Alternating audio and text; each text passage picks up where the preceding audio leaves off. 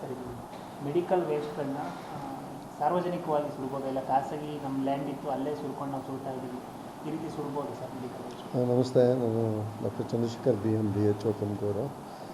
Waste management ಬಗ್ಗೆ ಕೇಳ್ತಾ ಇದ್ದೀರಾ. ನಾವು ಯಾವುದೇ ಕ್ಲಿನಿಕ್ ಓಪನ್ ಮಾಡಬೇಕು ಅದ್ರೂ ಸಹ, ಆಸ್ಪತ್ರೆ ಓಪನ್ ಮಾಡಬೇಕಾದ್ರೂ ಸಹ, ಯಾವುದೇ ಎಸ್ಟಾಬ್ಲಿಷ್ಮೆಂಟ್ ಇದೆ KPM ಮೆಂಡರಲ್ಲಿ ಅವರು ವಾಯು ಮಾಲಿನ್ಯ ನಿಯಂತ್ರಣ ಅವ್ರ ಹತ್ರ ನಮಗೆ ಸರ್ಟಿಫಿಕೇಟ್ ಕೊಡಬೇಕು.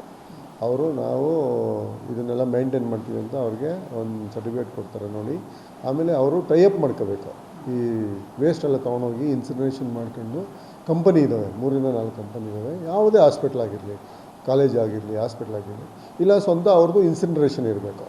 ಆ ಕಾಲೇಜಲ್ಲಿ ಅವ್ರದ್ದು ಸ್ವಂತ ಇನ್ಸಿನರೇಷನ್ ಇರಬೇಕು. ಅವ್ರ ವೇಸ್ಟೆಲ್ಲ ಅದು ಸುಟ್ಟು ವಾಯು ಮಾಲಿನ್ಯ ಆಗ್ದಂಗೆ ತಡ್ಕೋಬೇಕು. ಅದು ಕಾಯ್ದೆ, ಸರ್ಕಾರದ ಕಾಯ್ದೆ. ಅದ್ರ ಪ್ರಕಾರ ಯಾವುದೇ ಥರ ಈಚೆಗಡೆ ಚೆಲ್ಲಂಗಿಲ್ಲ, ಓಪನ್ನಾಗಿ ಯಾರು ಬೆಂಕಿ ಇಕ್ಕಂಗಿಲ್ಲ, ಅದನ್ನು ಫೀಲ್ಡ್ಗಳಲ್ಲಿ ಬೆಂಕಿ ಇಕ್ಕಂಗಿಲ್ಲ, ತಪ್ಪಾಗುತ್ತೆ.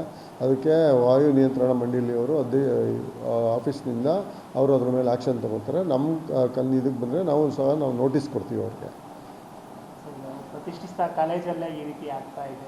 ಅದೇ ಅದನ್ನು ವಾಯು ಮತ್ತು ನಿಯಂತ್ರಣ ಇಲಾಖೆಗೆ ನೀವು ಒಂದು ಸಲ ಗಮನಕ್ಕೆ ತೊಗೊಂಬನ್ನಿ. ಅವ್ರಿಗೆ ಫಿಗರ್ಸ್ ಎಲ್ಲ ತೋರಿಸಿ ಅವ್ರೇನು ತೊಗೊಳ್ತಾರೆ, ನಾವು ಒಂದು ಸತಿ ಇನ್ಸ್ಪೆಕ್ಷನ್ ಕೊಟ್ಟು ಒಂದು ನೋಟಿಸ್ನ ಜಾರಿ ಮಾಡೋಕ್ಕೆ ಪ್ರಯತ್ನ ಮಾಡ್ತೀವಿ.